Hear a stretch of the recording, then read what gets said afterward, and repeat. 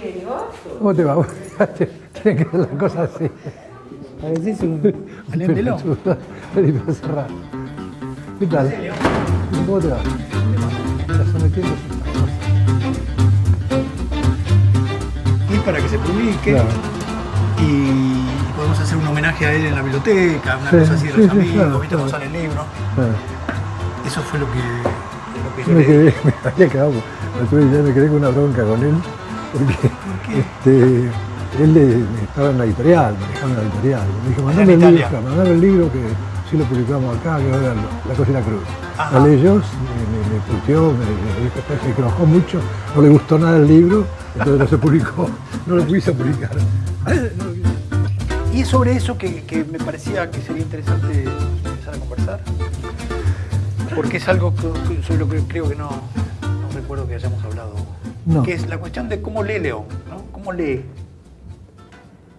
La cuestión de, me parece que hay una continuidad que uno puede rastrear desde el libro sobre Scheller hasta hoy, digamos, ¿no? Y que pasa por en el libro sobre Scheller las lecturas, o en Moral, Burguesía y Revolución, la lectura de las actas del juicio, ¿no? O la lectura de Perón, o la lectura de Freud, o la lectura de Marx, o la lectura de San Agustín, ¿no? Digamos. Entonces, el primer elemento que yo veo en esa posición, digamos, de lectura es una lectura que confronta con el texto, ¿no?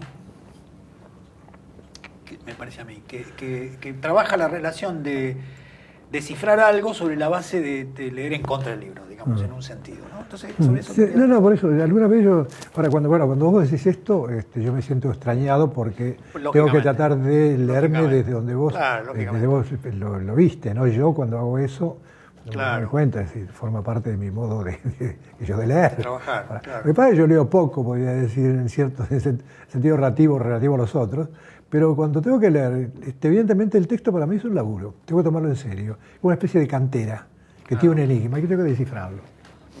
Evidentemente ya previamente me he aproximado y algo he captado en él, pero al mismo tiempo hay personajes que uno capta como fundamentales.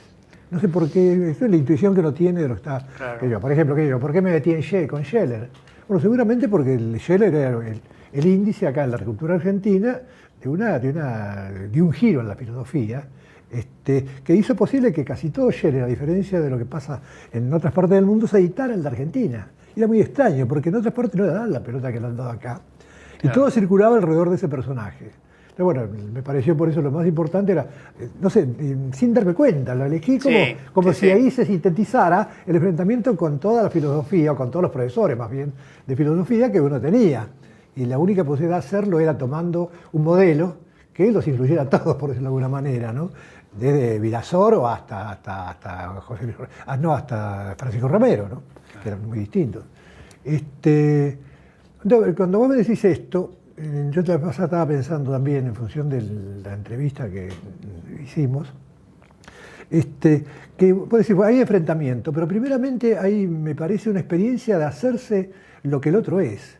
Porque fíjate vos, en cada uno de los casos, son personajes muy importantes, muy definitorios, y al mismo tiempo que han profundizado en lo suyo de una manera que no es habitual que la hagan otros. Profundizado en este sentido, que han puesto en juego lo más personal. Scheller pone en juego lo más personal cuando lo hace.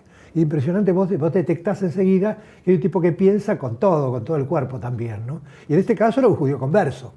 Yo me la agarré con un judío converso, sin darme cuenta todavía muy bien de lo que estaba haciendo. No. Pero evidentemente estaba enfrentándome a un tipo que tenía algo que ver con esta ruptura, cuando estamos hablando de las rupturas acá entre nosotros. Eso también era un tránsito que en Alemania para algunos debe haber significado mucho también, ¿no es cierto? De pronto una figura como él, judía, pasa a convertirse en una Dalí del catolicismo. Y lo mismo pasó con Agustín. Agustín, que yo elegí, ¿cuál es la figura sobre todo sobre fondo de lo que yo había leído un poco con Merleau-Ponty? Era una cita nada más. Merleau-Ponty se ponía una cita en la fenomenología de percepción donde ese yo que está más íntimo, que está en nosotros mismos, en lo más íntimo de uno mismo. La cita esa para refutarle lo ponía, porque decía que el yo en última instancia estaba en la exterioridad, Merleau-Ponty a diferencia del otro. Y de eso me quedó me cautivó esa síntesis, si vos querés. Y cuando tuve que de alguna manera enfrentar todo esto, se iba resumiendo, organizando, después de sin saber yo dónde iba, porque realmente me metí a hacer cosas que eran, bueno, zigzagueantes y hasta con rayos divergentes, qué sé yo. Y sin embargo, de pronto tomé esta figura, y me pareció que era una figura central. Y bueno, y me apasionó al leerlo, me apasionó, pero vos podés apasionarte solamente cuando lees a un tipo de una cierta manera. Si no, es como si rebalara cierta lectura, bueno, te tocan un cierto nivel de lo que vos pensás o sentís, pero que de alguna manera despierta este arraigo en lo fundamental del otro que te solicita a vos como en un desafío que vos lo pongas también en juego, ¿no? Y para mí entonces esos fueron como enfrentamientos, ¿no? Porque uno puede hablar del filósofo como lector, ¿no? Como leen. Como leen en la tradición, y siempre hay textos que están en juego en las construcciones de los sistemas, lo que sea que se lea, ¿no? Desde los informes económicos que leía Marx, o el tiempo que pasaba en el Museo Británico, en fin. Siempre hay una escena en la que se está buscando algo que surge de esa situación en la que se lee. Después hay modos que serían más académicos, ¿no? La lectura de aquel que hace una exégesis o de aquel que hace un resumen de los textos. En cambio, en el caso de León me parece que es una lectura que toma fragmentos y fragmentos que pueden ser fragmentos con los que se tiene una posición de oposición o puntos ciegos que el sujeto ese al cual él está leyendo no ha logrado todavía desarrollar. Por ejemplo, en Marx me parece que por momentos lo que se busca en Marx son puntos que Marx ha dejado de desarrollar, que están en los manuscritos pero no están ¿no? Por eso los manuscritos me pareció una obra fundamental. Cuando lo descubrí fue muy importante y creo que vi largos años sobre los manuscritos.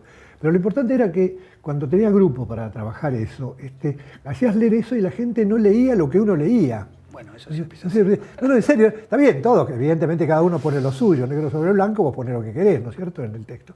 Pero de todas maneras es como si los conceptos, no hubiera un análisis del sentido de cada palabra, de cada concepto que más utilizaba, como para armar un rompecabezas o un enigma que tenías que enfrentar de alguna manera para comprenderlo, porque ese es el mar que estaba más abajo del que se mostraba a la simple lectura. La lectura es un laburo chino, en serio, que para leer realmente te lleva mucho tiempo y por eso yo no soy un gran lector de muchos textos. No, yo no, claro, no se refiere a eso, no, claro, no se refiere a la cantidad, ¿no? Se refiere al tipo de lectura que uno puede llamar cualitativa. Porque vos decís, la lectura es un trabajo chino, es un trabajo judío. ¿No? Porque es la gran tradición de la lectura talmúdica.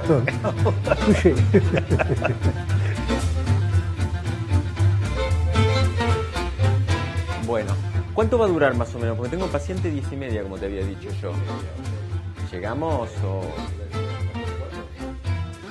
No tengo problema que sea 10:25 y ustedes desarman y se van cuando viene el paciente.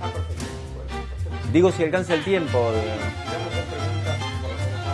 Listo. Lo que ustedes, porque ya con todo lo que te dije, ustedes deben tener la película